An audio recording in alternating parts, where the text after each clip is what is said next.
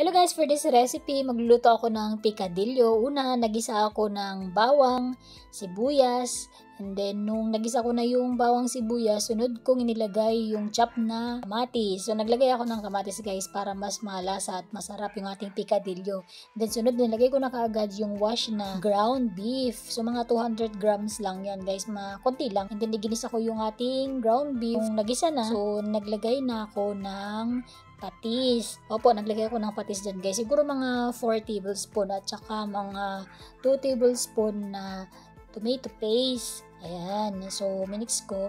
Stir ko para mag-blend yung ating mga ingredients sa ating ground beef. And then, kinover ko to cook for mga about 5 minutes.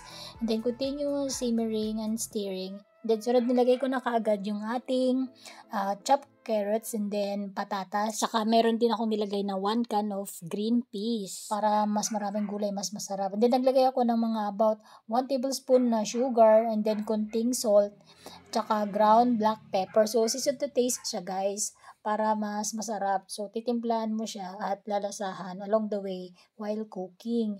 And then kinover ko ulit para lutuin mga about 5 minutes para maluto yung gulay at saka mas maluto yung ating meat.